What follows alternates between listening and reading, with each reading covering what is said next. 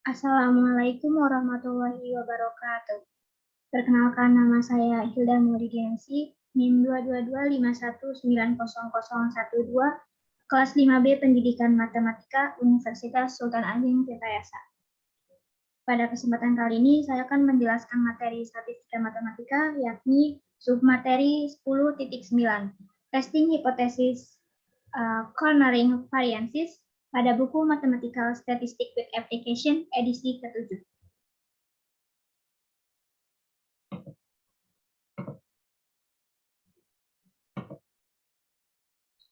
Topik yang akan kita bahas yaitu ada 4 topik.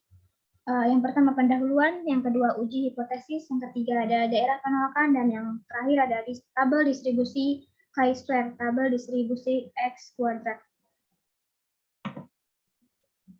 Yang pertama, pendahuluan. Pengujian hipotesis mengenai variansi populasi atau simpangan baku berarti kita ingin menguji hipotesis mengenai keragaman suatu populasi ataupun membandingkan keseragaman suatu populasi dengan populasi lainnya. Nah, statistik yang cocok sebagai dasar keputusan adalah statistik chi-square atau x kuadrat dan statistik F. Perlu diingat bahwa sigma kuadrat itu adalah varian populasi, yaitu parameter atau karakteristik dari populasi. Sedangkan S kuadrat adalah varian sampel atau statistik atau karakteristik sampel. Selanjutnya, uji hipotesis. Pengujian hipotesis mengenai variansi suatu populasi. Asumsikan Y1, Y2, Y3 merupakan sampel acak dari distribusi normal dengan nilai harapan YI sama dengan mu, dan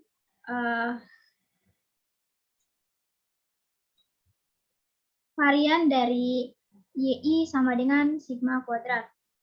Pada pengujian varian populasi terdapat perbandingan dengan suatu varian tertentu, sigma 0 kuadrat, dan hipotesisnya sebagai berikut. Hipotesisnya itu H0 di mana sigma kuadrat sama dengan sigma 0 kuadrat.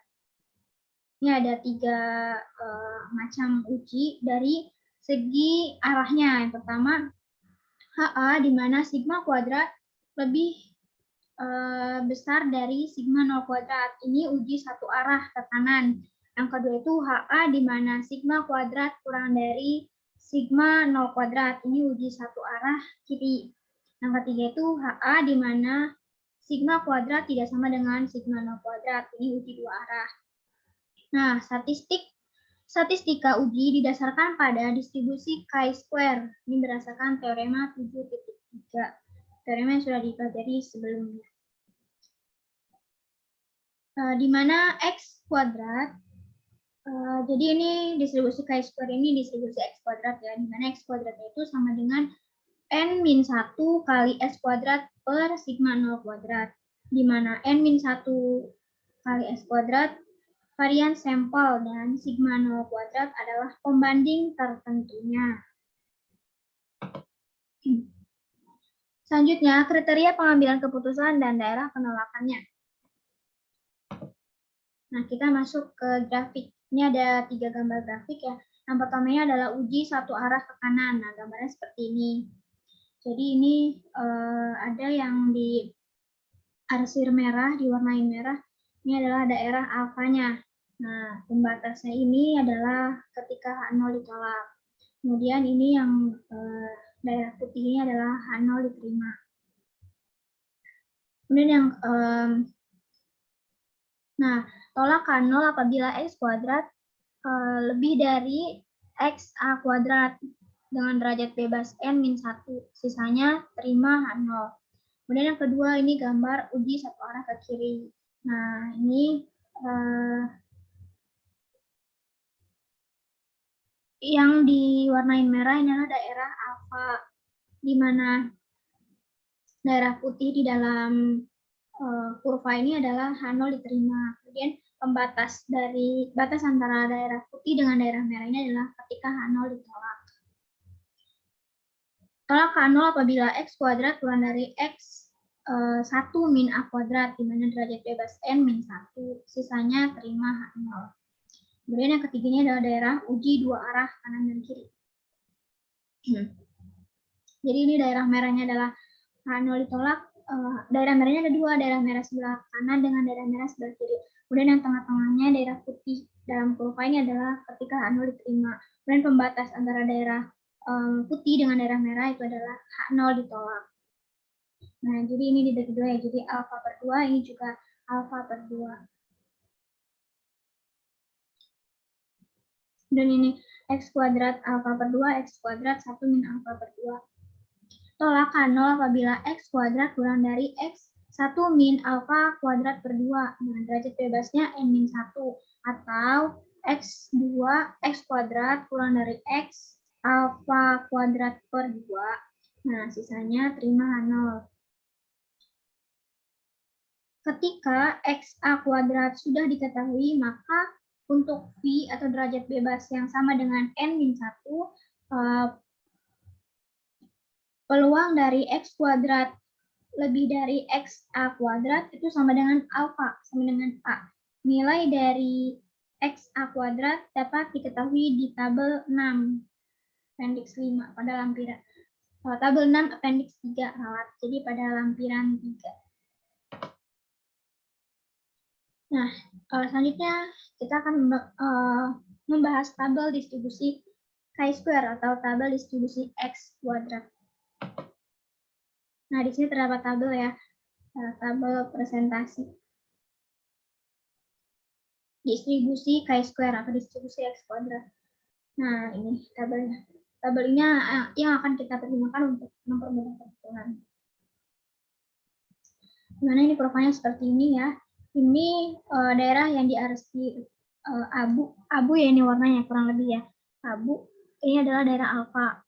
Kemudian pembatasnya ini X A kuadrat, X kuadrat alfa. Selanjutnya pengujian hipotesis rasio varian dua populasi.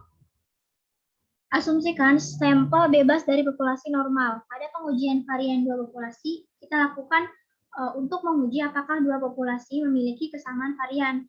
Andaikan Y11, Y12, Y1N, ralat, andaikan Y11, Y12, Y1N, dan Y21, Y22, dan seterusnya sampai dengan Y2N adalah sampel acak independen dari distribusi normal dengan cara yang tidak diketahui, dan varian Y1I sama dengan sigma 1 kuadrat dan varian dari Y2I sama dengan sigma 2 kuadrat. Kita akan menguji hipotesis H0 sigma 1 kuadrat sama dengan sigma 2 kuadrat, dan hipotesis H0 sigma 1 kuadrat lebih dari sigma 2 kuadrat. Jadi kita akan menguji dua hipotesis. Nah, statistik uji didasarkan pada distribusi F. Nah, ini sesuai definisi 7.3. Nah, W1 dan W2 bebas variabel acak terdistribusi X kuadrat. Nah, di mana F itu sendiri sama dengan W1 per V1 dibagi dengan W2 per V2. Itu sama dengan N1 dikurang 1 kali S1 kuadrat per sigma 1 kuadrat dibagi dengan N2 min 1 kali S2 kuadrat per sigma 2 kuadrat. Nah, ini dikalikan dengan ini.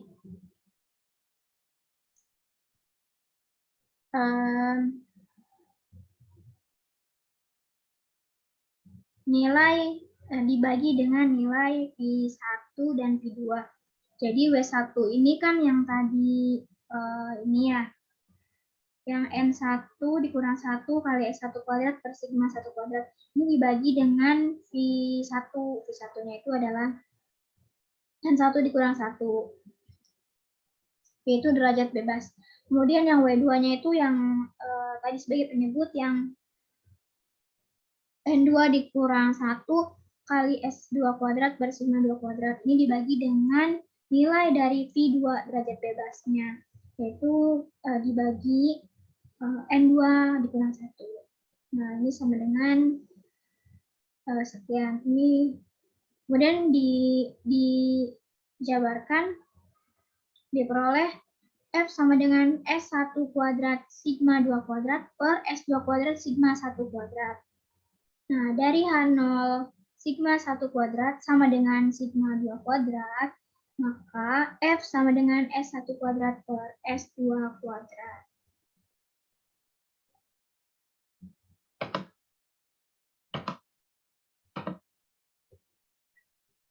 Kemudian untuk daerah penolakannya, karena varian sampel S1 kuadrat dan S2 kuadrat memperkirakan varian masing-masing populasi, kita tolak H0 dan terima HA jika S1 kuadrat jauh lebih besar dari S2 kuadrat. Nah, sehingga kita gunakan daerah penolakan dengan bentuk RR sama dengan S1 kuadrat per S2 kuadrat lebih dari FA itu sama dengan F lebih dari FA, di mana FA dipilih sehingga peluang dari F lebih dari FA itu sama dengan alfa. Ketika F memiliki derajat bebas V1 sama dengan N1 dikurang 1, pembilang dan F2-nya itu N2 sama dengan N2 dikurang 1 derajat bebas sebagai penyebut. Nah, nilai dari F distribusi atau FA dapat dilihat di tabel 7-3 pada buku matematika statistik with application. Nah, ini tabel 7. Ini distribusi F.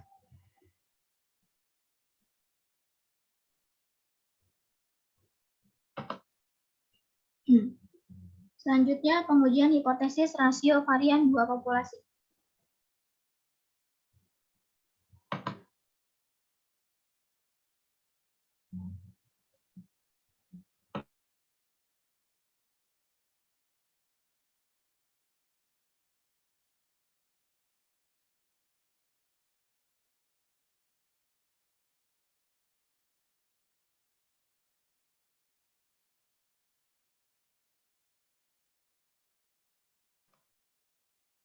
Asumsikan sampel bebas dari populasi normal.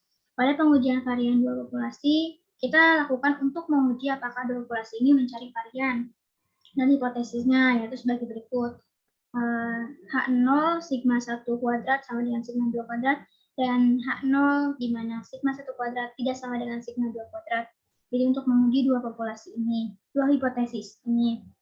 Nah, statistik uji didasarkan pada distribusi F, yaitu F sama dengan S1 kuadrat per S2 kuadrat. Nah, ini seperti yang sudah kita peroleh pada slide sebelumnya tadi.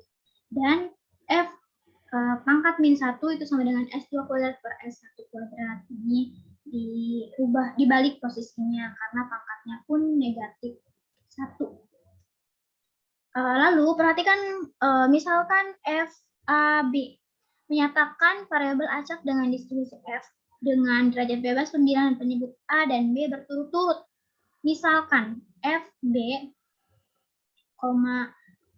A per 2, sedemikian sehingga peluang dari FAB lebih dari FB, AA per 2. Nah, ini sama dengan alfa per 2. Maka peluang dari F alfa B pangkat min 1 lebih dari FB, alfa per 2 pangkat negatif 1 sama dengan alfa per 2. Sehingga daerah penolakannya adalah RR. Nah, RR-nya itu didefinisikan sebagai berikut. Seperti yang tertera pada slide.